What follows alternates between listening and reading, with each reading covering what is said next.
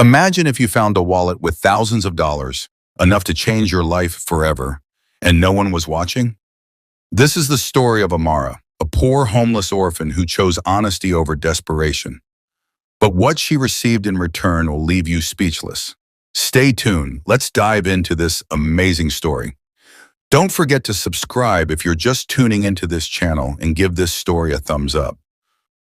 Rain fell like splintered glass across Lagos, carving the neon haze of distant traffic into bleeding streaks of crimson, amber, and jade. Amara Nwachukwu, 17, bone-thin and soaked to her marrow, pressed her back against a padlocked kiosk along ADEMOYE Road. The corrugated shutter rattled each time the wind roared in from the lagoon, and the cardboard she'd wedged over her head fluttered helplessly, as if it might take flight and abandon her, too. On good nights, she could pretend the raindrops were stars, pretend the asphalt beneath her was only a dark sky she happened to be walking across. But tonight, the heavens were a sealed vault. Not one pinprick of light escaped. That felt fitting. Her life had been short on starlight since the day soil thudded onto her father's coffin 3 months earlier. She remembered that afternoon with cruel clarity. Her stepmother in Nkechi's crimson gel bobbing like a warning beacon beside the grave, eyes brimming with staged tears until the final amen. An hour later, those same eyes burned with disgust. "You should have gone with him, witch." Nkechi's accusation carried the weight of a verdict. Within minutes, Amara was a refugee on her own street, clutching a plastic bag that held one threadbare dress, an old Bible, and the orphan dream of finishing senior secondary school. From that day on, she floated through the city like a ghost nobody prayed for. Daylight meant survival calculus. Was there enough in her pocket for a sachet of pure water? Would an Okada rider toss a half-eaten meat pie her way if she smiled just right? Nightfall meant finding a dry ledge before the scavengers and drunks claimed every doorway. It amazed her how quickly a human life could be reduced to inches of concrete in the blind grace of strangers. Yet even ghosts can hope.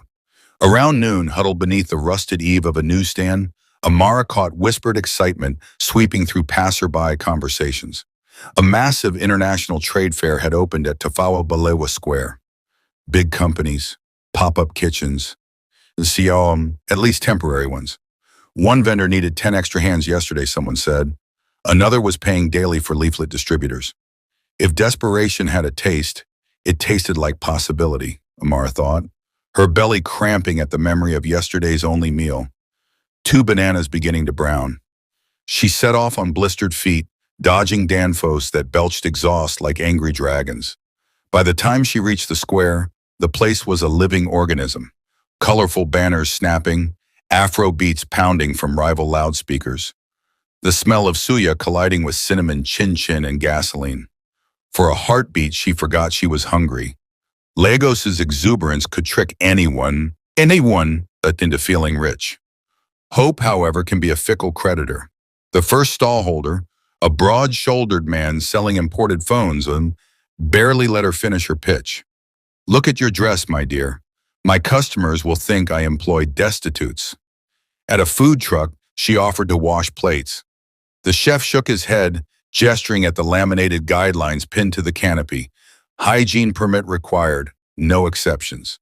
And so it went, 12, 15, 18 stalls. Each no hammered rusted nails into the hull of her optimism. When the fairgrounds floodlights flickered on, bruising the dusk with halogen glare, Amara drifted toward the exit gate, heart pulsing a mantra of tomorrow, maybe tomorrow. She was threading her way between teetering stacks of empty crates when her left sandal nudged something soft but solid, a black leather square, face down on the damp concrete. She knelt instinctively. Years of street life had sharpened her vision for anything of value. A missing ring, a stray note, even a reusable shopping bag. The wallet felt expensive, buttery beneath her fingertips. She opened it, and 30 immaculate $100 bills stared back, crisp as morning sheets in a hotel she would never be able to afford. Air deserted her lungs. For a moment, her brain produced only images. A narrow room with an actual mattress, her own padlock on a rickety wooden door, maybe a second-hand sewing machine humming by a window. A life rebooted, just like that. Her pulse hammered so loudly she barely registered the laminated photo ID tucked behind the cash until it slipped free and fluttered to the ground. She snatched it up. A man in his mid-40s stared back, stern but charismatic face, salt and pepper temples, eyes radiant with the confidence of someone who owned the building you were standing in. And Mr. Agu Chukwudi Okoro, the caption declared, Chairman and CEO, Okoro Global Holdings. Underneath, an Ikoyi residential address gleamed in gold lettering, along with a private telephone number. A storm of thoughts crashed through her weary skull. $3,000. She calculated on instinct. At the parallel market exchange rate, about 4.4 million Nigerian naira, enough to rent a clean face me, I face you apartment for 2 years, pay apprenticeship fees to learn tailoring properly, and still stock a small boutique with anchor of fabrics. Why shouldn't she? Everyone on these streets lived off scraps the rich dropped without noticing. Hadn't life already robbed her more cruelly than any missing wallet could rob its owner? Yet a quieter thought surfaced, one that tasted of mosquito net evenings and her late mother's lilting voice. My daughter, wealth built on stolen foundation will forever tremble. The words were so vivid she could almost feel her mother's callous thumb brushing her cheek. That touch, remembered, steadied her heartbeat, but conviction alone wouldn't fill her stomach tonight. She slipped the wallet beneath the threadbare lining of her dress, clutching it against her ribs as though it might burrow into her heart. Then she walked, head down, until the carnival of lights faded behind her and the real Lagos reclaimed its rust and grit. She found shelter against a plywood fence near EDUMODA Bridge. It covered a construction site long abandoned, rebar skeletons clawing at the dark like pleading fingers. There she huddled, legs folded, arms around her shins. The rain returned, heavier, as if the clouds themselves argued over her fate. Water trickled through a gap and soaked her hair. Every rational argument for keeping the money strode through her mind in tailored suits. Your stepmother will never torment you again. You can buy peace, you can buy dignity. But honesty sat nearby like a frail girl in torn sandals, whispering a simple truth. You are still your mother's child. Amara couldn't decide which voice was harsher, the siren call of instant salvation or the relentless whisper of integrity. She dozed, woke shivering, dozed again, dreaming of oceans made entirely of banknotes, until one final thunderclap hurled her fully into morning's pale gray. Her decision arrived with daybreak. She would return the wallet, consequences be damned. The trouble was obvious. No fare, no phone credit, no friend in Ikoyi. 30 kilometers of city sprawled between her and the address on the card. Feet already blistered, heart already bruised, Amara rose into the thin, smoky light and whispered to the silent heavens, "Let my legs be enough." Then she stepped onto the flooded street. The precious wallet bound against her chest like a promise written in leather and fear. The sky remained starless, but somewhere inside her, a single point of light refused to go out. The morning sun rose reluctantly, as if even the sky hesitated to bless another day of struggle. Lagos was already alive, horns blaring, sellers shouting, danfos screeching across wet roads. Amara stood at the edge of Balogun Market, her stomach aching with emptiness and her arms wrapped tightly across her chest as if trying to hold herself together. Beneath her worn-out dress, the billionaire's wallet pressed against her skin, heavy not because of the money, but because of the war it had started inside her. The market buzzed like a hive. Traders lined both sides of the road, hawking wares with hungry energy, fabrics of every color, cheap electronics, sachets of ground pepper, fake designer shoes. Somewhere a child cried, somewhere else 2 women argued over the price of tomatoes. Lagos was loud and alive, but to Amara it all sounded distant, like the muffled chaos of a world she no longer belonged to. She took a slow breath and whispered to herself, "You need transport." The address in Ikoyi, 12 Milverton Crescent, was not a place she could walk to easily. It was across the bridge, across class lines, across a world she had only seen in glossy magazines. But the bus fare from CMS to Ikoyi was 2,000 naira. Amara had exactly 100 naira. She had no airtime to call anyone. No phone even, just this wallet, this burden, this test. She began asking for help. "Excuse me, sir," she said to a man loading sacks of rice onto a pickup truck. "Please, I need 2,000 naira for transport. I found something and need to return it to the owner." The man paused, wiped sweat from his brow, and looked her up and down. "Found what?" She hesitated. "A wallet."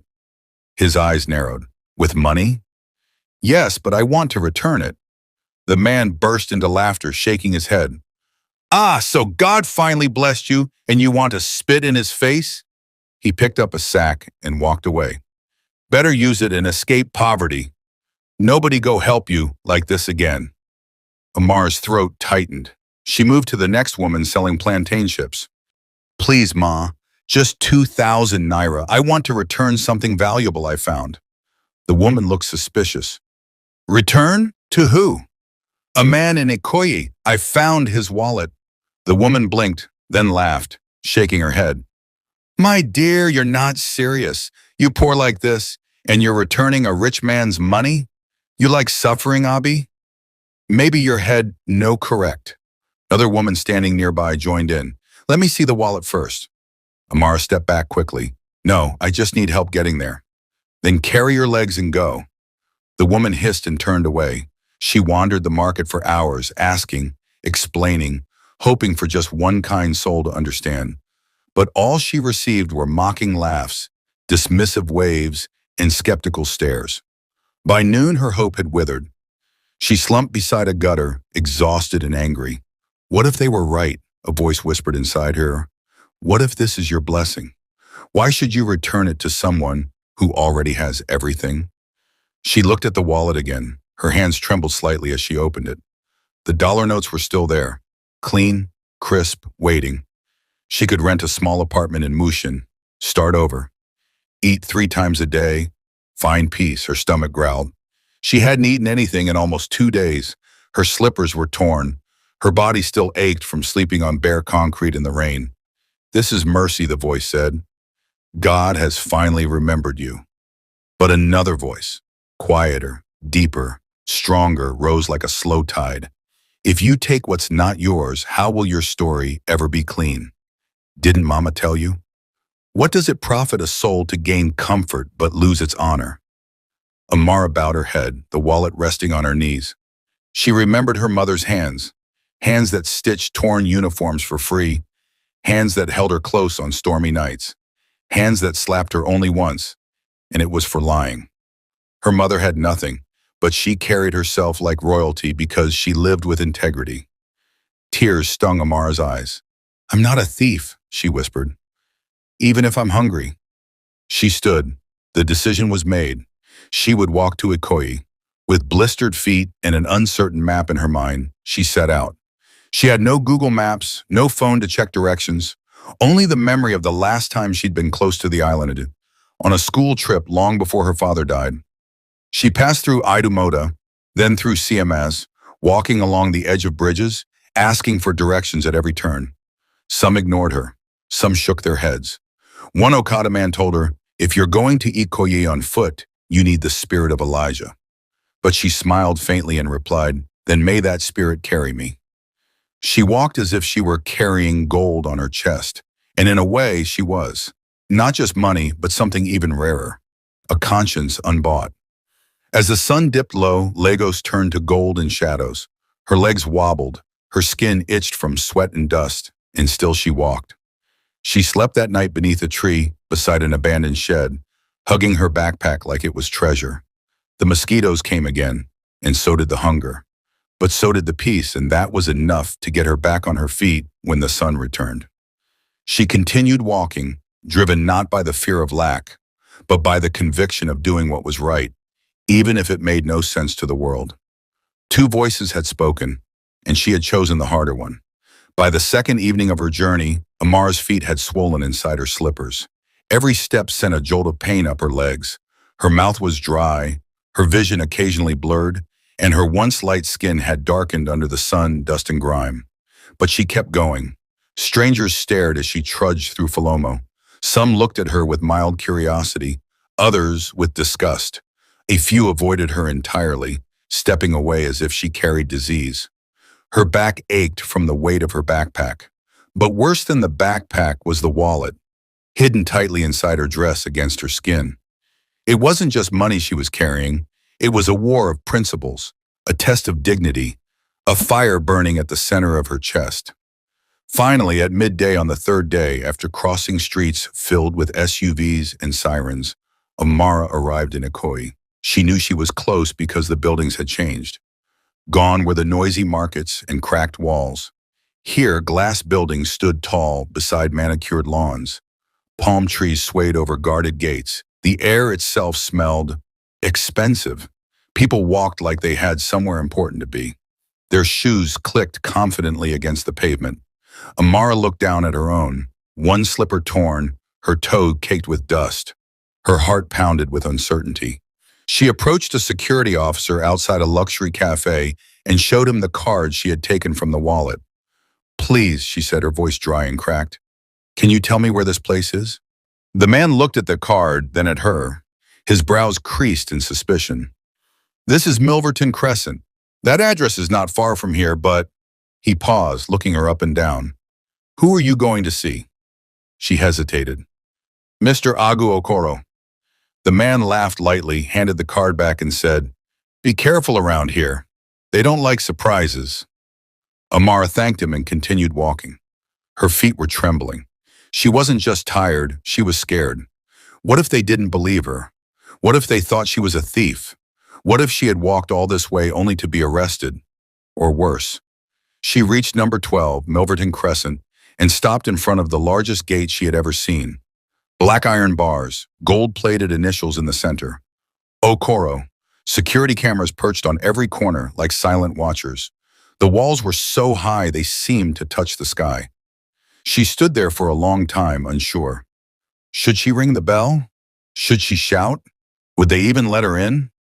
Her reflection in the polished metal made her flinch. Her face was smeared with dirt, her hair tangled and dry. She looked nothing like someone who should be standing in front of a billionaire's mansion. Still, she lifted her trembling hand and pressed the intercom buzzer. A voice crackled through the speaker. "Yes?" She leaned in. "Please, I need to speak to Mr. Agu. It's important." A pause, then, "And who are you?" I found something that belongs to him. A wallet. I came to return it." Silence. Then, "Hold on." Minutes passed. Then the small gate cracked open and two uniformed security men stepped out. Their eyes scanned her from head to toe. One of them scoffed. "Now you say you get wet and belong to Oga?" She nodded quickly, her heart beating faster. "Yes, please. I just want to return it. I found his wallet." The second man interrupted her with a laugh. "Abby, you see wallet inside gutter and say make you use him enter paradise?" They both laughed. Amara didn't laugh. She reached beneath her dress and carefully pulled out the wallet. It belongs to him. I only want to give it back." The guards exchanged glances. One moved forward and tried to snatch it from her hand. "No," she stepped back quickly. "I must give it to him myself, please. Just let him know I'm here." The first man narrowed his eyes. "You know they hear English? Oga know they see dirty people way they find miracle. If you no drop that thing now and waka, we go call the police." She said nothing. The gate slammed shut. She stood still, her entire body trembling. She could hear her stomach rumbling again. She hadn't eaten in over a day. Her legs felt like they could buckle at any second, but she would not move. Not until she saw him. Even when the sky darkened and the breeze carried the chill of the approaching night, Amara remained in front of the gate. She sat on the cold pavement, clutching the wallet to her chest. People passed, glanced, whispered. She didn't care anymore. At some point, she dozed off. Her back against the wall, head tilted sideways, the moon watching silently from above. The night was cruel again. No food, no blanket, just the distant hum of crickets and the occasional roar of a passing car. She woke just before dawn when a splash of water from a sweeping hose hit her foot. A street cleaner nearby muttered, "Go find your house, Jar." But Amara wasn't leaving.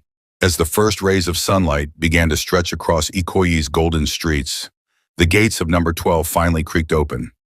A convoy of dark-tinted SUVs began to roll out slowly. Amara stood up. Her entire body ached, but her spirit did not. She stepped forward and positioned herself directly in front of the lead SUV. Tires screeched, horns blared. Security men rushed out, shouting, "Get away from the road! Are you mad? Move!" But she didn't move. Then the car door opened, and the man himself stepped out. He wore a sharp gray suit, glasses balanced on the bridge of his nose, his hair neatly brushed. It was him, the same face on the ID card, the same eyes, the same man. Amara's heart leapt. "Who are you?" Mr. Agu asked, voice calm but firm. She opened her mouth, but for a second no words came. She could only stare at him, this man whose life she had carried across Lagos like a fragile treasure. Then she held out the wallet with both hands, her voice barely more than a whisper. "This belongs to you, sir." Mr. Agu Okoro stood silently, his eyes fixed on the thin, dust-covered girl who had just blocked the path of his luxury convoy. The morning sun was barely warming the streets of Ikoyi, yet the heat in the air couldn't compare to the tension that now blanketed number 12 Milverton Crescent. Amara stood with shaking legs, the wallet held out like an offering to a king. Her arms ached from the weight of fatigue and fear. She had walked for 2 days through the punishing sprawl of Lagos, starved, insulted, rejected, just to reach this moment. And now she faced the man whose name and photograph had burned into her mind since the day she picked up that leather wallet from the trade fair grounds. Mr. Agu didn't take the wallet at first. He stared. Not rudely, just intently. His eyes scanned her face, her clothes, her sun-scorched skin, and her trembling hands. She looked like a beggar, no doubt. A street girl. But something in her posture, in the way she refused to flinch, made him pause.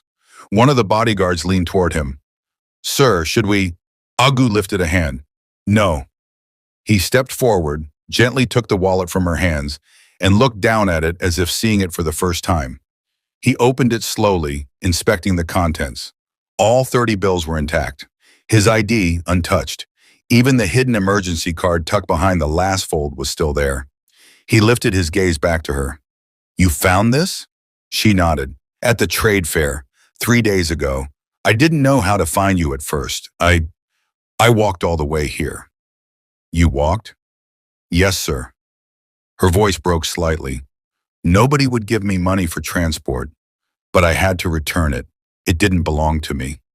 The driver inside the Maybach honked softly, confused. The rest of the convoy remained still, the engine hums, waiting for orders. Mr. Agu waved them back toward the gate. "Call the trip off." "But sir," the security captain said, "you have a meeting in Victoria Island." "Cancel it," Agu replied firmly. "Something more important just arrived at my gate." He turned to Amara. "Come inside." Her eyes widened. "Sir?" "Inside. You've earned a bath, a seat, and a meal before anything else." The mansion's gates creaked open like a slow revelation, and Amara followed Mr. Agu's footsteps into a world she had never imagined entering. The compound itself felt like a private kingdom, lawns trimmed with military precision, rose bushes sculpted into perfect globes, and a sprawling fountain in the center that danced under the morning sun like liquid glass. The main house loomed ahead like a palace, marble pillars, glass-paneled walls, a long driveway of interlocking bricks so clean it felt like a sin to walk on them with her dusty feet. Inside, the air was cool and scented with something floral and expensive. Amara barely noticed the luxury. She was too busy trying to keep her balance. Her legs wobbled from hunger, her lips trembled. A maid stepped forward from behind the staircase, took one look at Amara, and blinked in horror. Mr. Agu gestured without looking. "Take her to the guest room, draw her a warm bath, bring her food, something solid. She's been walking for days." The maid hesitated. "Sir, she's very dirty." "I know," Agu said quietly. "That's why I said bath." He looked at Amara. "Go with her. We'll talk when you're rested." Amara followed the maid up the wide marble staircase, her limbs numb and mind spinning. For a second, she wondered if this was all a dream, that her body had collapsed outside the gate and everything else was a hallucination caused by starvation. But then the warmth of the bath water made her gasp. It was real. For the first time in years, she touched soap that lathered well. Her skin, once coated with days of grime, slowly returned to its original tone. The maid, whose name was Ijoma, brought her clothes, simple, clean cotton wear, far better than anything she had worn in months. Then came the food, hot jollof rice, 2 grilled chicken thighs, and a tall glass of cold malt. Amara didn't even cry. She just stared at it for a moment, stunned, before whispering a prayer her mother once taught her. "Thank you, Lord, for daily bread, and those kind enough to offer it." When she finished eating, she was guided to a lounge with plush seats and large windows that opened onto a view of the lagoon. Mr. Agu was waiting, dressed in a fresh navy suit, seated with a glass of water in hand. He studied her again, not with suspicion, but curiosity. "What's your name?" he asked. "Amara Nwachukwu." "Where are your parents?" "My father died 3 months ago. My mother died when I was 10. "You've been living on the street since your father passed?" She nodded. "His wife, she said I was a witch. She kicked me out. I had nowhere else to go." Agu's jaw tightened, but his tone remained calm. "And yet, with all that pain, all that hardship, you still brought this wallet back." She looked down. "I almost didn't. One voice told me to keep it, but another voice, my mother's voice, she always said, 'We may be poor, but we are not thieves.'" The room was silent for a long time. Then Agu said something she didn't expect. "I believe you." Amara's head jerked up. "You do?" "Yes, and I admire you, Amara." She blinked, confused. "But I'm nobody, sir." He smiled faintly. "That may be true in the eyes of the world. But some nobodies carry more light than all the somebodies put together." He rose to his feet. "You should rest for now. Tomorrow, I'll tell you what happens next." That night, Amara slept in a real bed, wrapped in soft sheets, beneath a roof that didn't leak. She didn't know what would happen in the morning. She didn't know what Mr. Agu truly intended. But she knew this: for the first time in years, she felt human again. And somewhere deep inside her, something small and fragile began to bloom. Hope. Sunlight streamed through the cool arched windows of the guest room, warming the cream-colored duvet where Amara lay. For a moment, she couldn't move. Not because of pain, but because she didn't want to wake up and find it had all been a dream. She had slept through the night, undisturbed. No shouting Danfo drivers, no mosquitoes buzzing in her ears, no foul gutter smells. Just silence, scented linens, and the muffled hum of air conditioning. Her body still ached from the journey, her feet swollen, her shoulders sore, but her spirit felt lighter. She rose slowly and walked barefoot to the mirror on the wall. The girl staring back was not the one who had slept on pavements and begged for coins. Her skin was clean, her hair freshly braided into neat cornrows by the housemaid, and the simple lavender dress she now wore fit her well. For the first time in her life, she looked dignified. A soft knock on the door interrupted her thoughts. "Come in," she said. It was Ijoma, carrying a breakfast tray, hot yam porridge, sliced mangoes, and a glass of fresh juice. "Oga is waiting for you," she said with a smile. "He says when you're done eating, he'll receive you in the study." "Thank you," Amara said quietly. She ate slowly, grateful, wondering what kind of man cancels an entire meeting just to listen to a homeless girl. Something about Mr. Agu still didn't make sense. He hadn't reacted the way she'd expected a rich man to react. No arrogance, no suspicion, just calmness and curiosity. She braced herself. Whatever happened next, she had no regrets. The study was a room soaked in history. Dark wood bookshelves lined the walls, filled with law books, framed awards, and photo albums. A giant oil painting of an older woman, regal and stern, hung behind the desk. Amara paused, drawn to her gaze. "That was my mother," Agu said from behind. "She taught me everything I know about people." Amara turned and greeted him politely. He gestured to a chair across from him. She sat down, her heart thudding in her chest. He folded his hands on the polished desk. "I wanted to thank you again, Amara. What you did, returning that wallet, was not just unusual, it was rare." "I only did what I thought was right, sir," she replied. "Even when you had every reason not to?" She nodded. Yes, sir. Agu leaned back. Would you tell me your full story? I want to hear it from the beginning. You mentioned your father died recently, and your stepmother. Amara hesitated, then told him everything. How her mother had died when she was young, how her father remarried a woman who never truly accepted ADEMOYE, how she loved school, dreamed of being a teacher someday, how everything shattered the moment her father was lowered into the earth. She said I was a witch, Amara whispered, her eyes damp. Said I was the reason for all their misfortunes. She threw my books into the fire and chased me out with just a plastic bag of clothes. Agu's jaw tightened, his expression unreadable. I begged people to help, Amara continued. I tried to do odd jobs, cleaning, washing plates, hawking gala. But it wasn't enough. I slept in market stalls, behind kiosks, anywhere. And when I found your wallet, she looked up. For a moment, I thought God had finally remembered me, that maybe it was a miracle meant to save me. But you didn't keep it, Agu said gently. No, she replied, because I remembered something my mother told me before she died. No matter how hard the world hits you, never steal another man's peace. That money, and it wasn't mine, and I wanted to sleep at night without fear in my heart. A long silence followed. Agu looked at her with new eyes, like someone seeing not a beggar girl, but something rare, something pure. He stood and walked to the window. You know, Amara, many people walk through life wearing masks. They smile when they are cruel. They give when they want to control. But you, he turned to her, voice soft, you gave back something valuable when the world had given you nothing. She blinked away tears. I didn't expect a reward. I just wanted to do what was right. He nodded slowly. That is exactly why you deserve one. She looked up, startled. Sir, I'm not offering charity, he said. I see potential in you, strength, integrity. I don't know what your future holds, but I know it shouldn't involve street corners and cold nights. That ends now. Amara was speechless. You need education, stability, confidence, and more than anything, you need a chance to choose your future, not just survive it. He reached for a file on his desk and opened it. Inside were papers Amara couldn't read from her seat. I'm arranging for you to be enrolled in a personal development program, courses, mentorship, and eventually work experience in one of my companies. Amara blinked, stunned.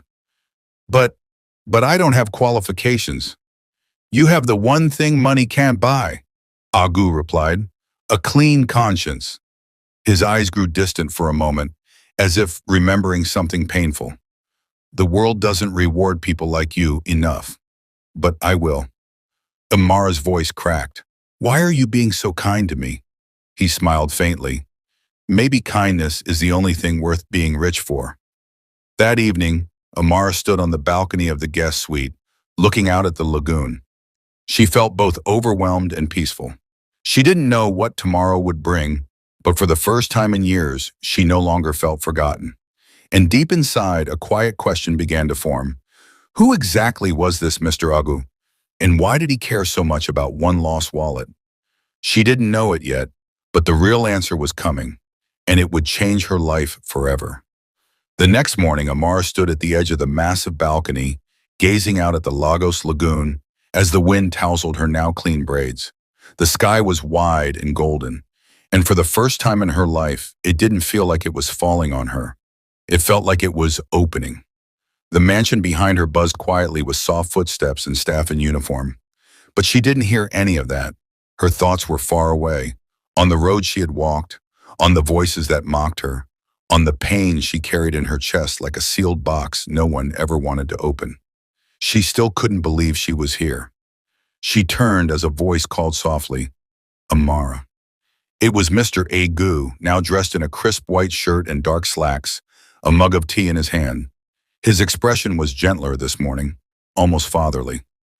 Good morning, sir, Amara greeted, stepping back respectfully. He nodded, smiling faintly. You slept well? Yes, sir, thank you. Come, let's have breakfast on the terrace. I asked the chef to prepare something special. Moments later, they were seated at a glass table set beneath a flowering trellis. Fresh pawpaw slices, steaming yam and egg sauce, golden brown akara, and a jug of zobo juice were laid out beautifully. Amara ate in silence, still unsure how to behave around a billionaire. But Mr. Agu seemed in no hurry, sipping his tea as he watched her from across the table.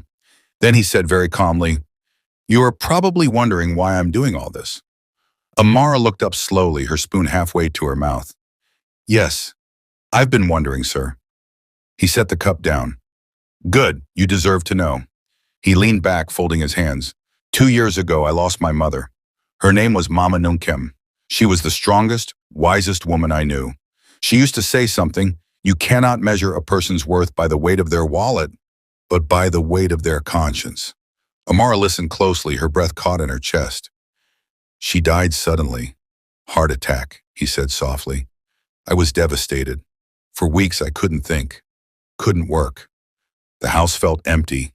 And for the first time in a long time, I began to reflect, not just on her life, but on mine."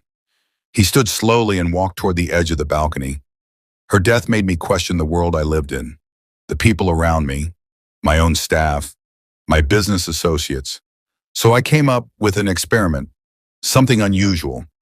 I took one of my old wallets, filled it with $3,000 in wine, placed my ID card inside, and dropped it somewhere public." Amara's eyes widened. "You dropped it?" He nodded. "Yes, I wanted to see if anyone would return it, not because they had to, but because they wanted to." "And did they?" she asked carefully. He turned, eyes locked with hers. "Not a single one. For 26 months straight, I left a wallet in a crowded place, sometimes in malls, sometimes in airports, sometimes on the street. And each time I waited. I gave my number, my address. I left everything that could help someone return it." He paused. "But they never did." Amara's heart pounded. "I wasn't angry," he added, "just said disappointed. I began to think maybe Mama Nunkem was wrong, that the world no longer had people who did the right thing when no one was watching." He walked back to the table and sat down across from her. "Until you." Silence hung between them like suspended breath. "You, Amara," he continued, "are the first person in over 2 years to return that wallet. You who had every reason to keep it. You who had nothing and still chose to do the right thing." Amara's eyes were wide, her lips parted in disbelief. You were testing people?" "I was searching for someone who still carried truth in their soul. You passed a test you never knew existed. And that's why I canceled my meeting. That's why I brought you in." She looked down, stunned. "I don't know what to say." "You've said enough through your actions," he replied. Then he reached into a drawer beneath the table and placed a white envelope in front of her. Amara stared at it. "What's this?" "A cashier's check, $1 million US. She gasped. "Sir, no, I can't." "You can," he interrupted, gently but firmly. "And you will. This isn't a handout. It's a reward. It's your seed to plant the kind of future you deserve." Tears began to roll down Amara's cheeks. I don't know anything about managing money. That's why I'm not leaving you alone," he said. "You'll have mentors, a place to live, and you'll work not as a servant, but as a manager in one of my companies in Abuja. We'll train you, guide you, but your honesty, your heart, is something even the richest men cannot afford." Amara buried her face in her hands, weeping softly. Not out of sadness, but out of disbelief, relief, gratitude. "You're the kind of person my mother hoped still existed," Mr. Agu said gently. "You reminded me that character still lives in places the world overlooks."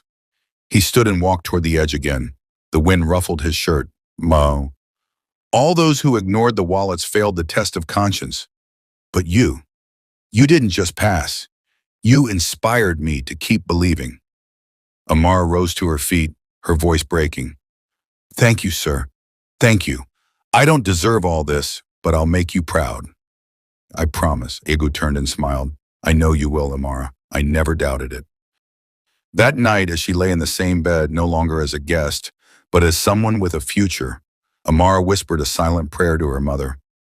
"Mama, I didn't take what wasn't mine, and somehow, that's how I found everything I'd been searching for." She closed her eyes, and for the first time in her life, the stars shone just for her. The envelope lay on the table like a sleeping dragon, its quiet bulk hinting at power Amara had never imagined. She kept her gaze on it while Mr. Agu spoke with his private banker on the terrace, finalizing transfer instructions. Morning sunlight broke over the lagoon, gilding the water, and for a fleeting second she wondered if the city had always been this beautiful, or if grace itself had sharpened her vision overnight. When Agu returned, his smile was unguarded. Everything is set. The check will clear before close of business, and a Naira equivalent balance will appear in an account under your name. He handed her a slim folder. These are the deeds to a 2-bedroom flat in Jabi, Abuja, furnished, 5 minutes from Okoro Global's headquarters. Amara opened the folder carefully, half expecting the paper to turn to ash in her hands. Her name, Amara Rose Nwachukwu, was printed in crisp serif type. For years she had feared that name would disappear from the world like chalk and rain. Now it was carved in ink beside the words registered owner. Why Abuja? She asked, voice still small. Because Lagos is where you survived, Agu said, and Abuja is where you will thrive. The property division there needs fresh eyes. I can teach skill. I cannot teach conscience. Her heartbeat fluttered. What if I fail? You walk 30 kilometers on torn slippers to do what was right, he answered. Failure requires less courage than that. A doorway to tomorrow. The following week unfolded like a montage she might once have watched on a bus conductor's pirated DVD. Tailors measured her for navy blue power suits. A consultant from a finishing school taught her how to carry those suits. Shoulders back, chin high, stride like someone who belongs. She spent mornings with a private tutor, revising mathematics and business communication. Afternoons shadowing Agu in meetings where millions of dollars shifted with the stroke of a pen. On Wednesday, the Okoro Global Board gathered for its quarterly review. Executives filed into the glass-walled conference room, some curious, some skeptical, when Agu entered with Amara at his side. Gentlemen and ladies, he announced, meet Miss Nwachukwu, incoming Community Development Manager for Abuja. She will pilot our affordable housing initiative. A murmur rippled down the polished table. One director, a gray-bearded economist, cleared his throat. With respect, sir, isn't this sudden? Agu's reply was mild but unyielding. Sudden integrity is still integrity. She has my full authority. Amara lifted her chin, recalling the finishing school lesson. Fear bends the neck, purpose straightens it. She spoke clearly. Affordable housing isn't charity. It's an investment in stability. A city can't grow tall on foundations of cardboard. The room fell quiet, not because every mind was convinced, but because every ear had been claimed. Agu's eyes glimmered. Mama, you were right, they seemed to say. Conscience still walks these streets, sometimes barefoot. New keys, old shadows. 2 weeks later, Amara unlocked the door of her Abuja flat. The scent of new paint and cedar shelving greeted her like a choir. The living room windows framed the hazy silhouette of Aso Rock. The refrigerator hummed softly, full of groceries she hadn't paid for. She laughed, a bright, startled sound, and then, without warning, burst into tears. Gratitude can be as heavy as grief. She sat on the tiled floor and let the waves roll through her until the ache turned to calm. Only then did she notice a small parcel on the kitchen counter. Brown paper, no stamp, tied with twine. Inside lay a worn paperback of Jane Eyre and a handwritten note. For evenings when courage feels lonely. A. She traced the initial with a trembling finger. In that simple gift, Agu had shown he understood that wealth could feed the body, but stories still fed the soul. A test-reversed October arrived with Harmattan's dry breath, and Amara's first major assignment took her to Kubwa on the city's northern edge. She stepped from the company SUV in sensible heels, clipboard in hand, to inspect a dilapidated estate earmarked for redevelopment. Children chased a punctured football across cracked asphalt. Women cooked at makeshift stoves outside leaking apartments. The scene mirrored the street she had escaped. Only now she approached it as a problem solver, not a statistic. Halfway through the tour, a boy of 8 darted past and an envelope fluttered from his pocket. Instinct carried her forward. Hey, you dropped something! She picked it up. School fees, neatly banded. The boy's eyes widened. He snatched the envelope, mumbled thanks, and bolted.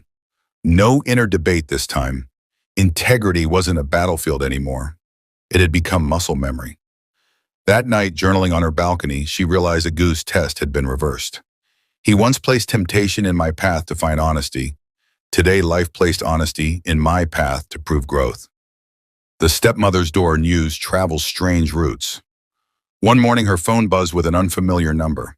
An elderly neighbor from her old street in Moshini whispered over the line that stepmother in UCHE had fallen ill. Shock mingled with an emotion Amara struggled to name. Was it pity? Resentment? Duty? She requested 2 days leave and flew to Lagos. The compound looked smaller than memory, paint peeling like scabs. Nkechi lay on a mat in the parlor, eyes sunken.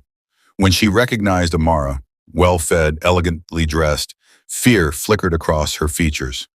"Have you come to curse me?" the woman croaked.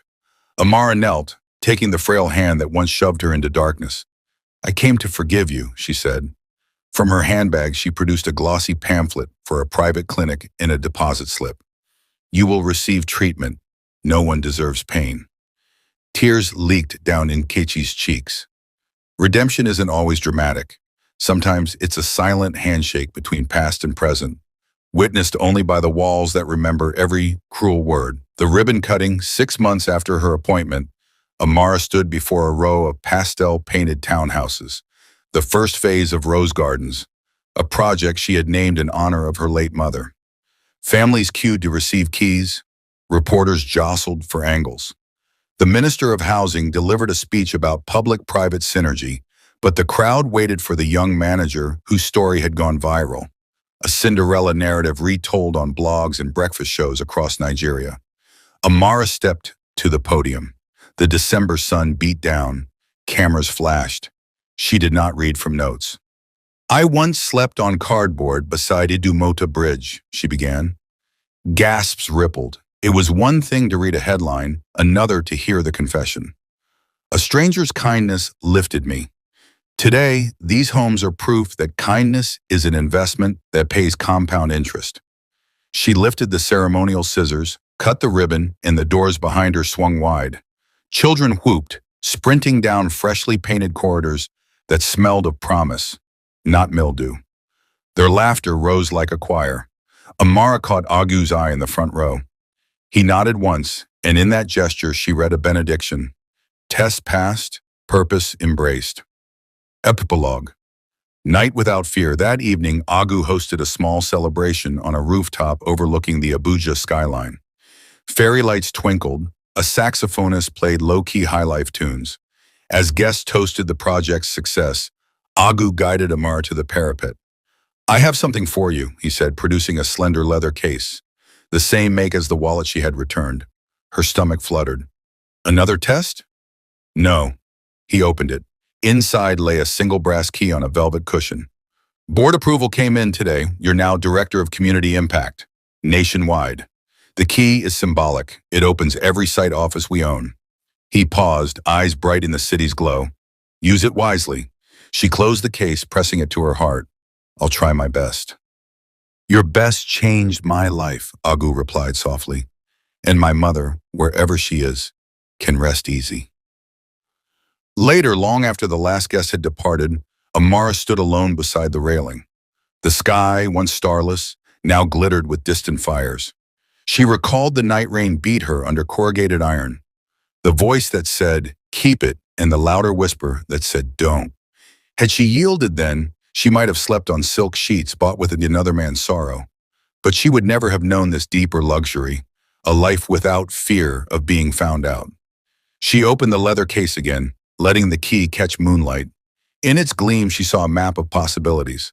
Scholarships for market children, mobile clinics for forgotten villages, mentorship programs for girls called witch by those who feared their brightness. Pocketing the key, she tilted her face to the heavens. The breeze carried a familiar scent, jasmine and city dust, and for the first time since childhood, she felt entirely, irrevocably safe. "Thank you, Mama," she whispered. Your daughter kept her hands clean. The lagoon was far away now and the cardboard bed a memory, but one truth remained unchanged. Wealth is not measured in notes returned or dollars earned, but in the unstoppable light of a conscience unburied. And beneath that infinite, glittering sky, Amara rose in Nwachukwu, once a homeless orphan, now a builder of homes, smiled into a future she had returned to herself. Moral of this story: integrity opens doors that money cannot. Amara's honesty, courage, and compassion prove that character outweighs circumstance. True wealth lies in uplifting others, forgiving freely, and doing right even when it's hard. Hope, when guided by conscience, leads to lasting reward. Goodness, though overlooked, never goes unnoticed forever. I hope you enjoyed this story. Please share your thoughts and tell us what learned in the comments section. We would be very glad to read them. And guess what? There is another powerful educative story coming up in a few days, so please subscribe to this channel and turn on your notifications bell so you'll be the first to watch when we upload it. If you enjoyed this story, don't forget to hit the like button and share with your family and friends. Thank you so much for watching. God bless you.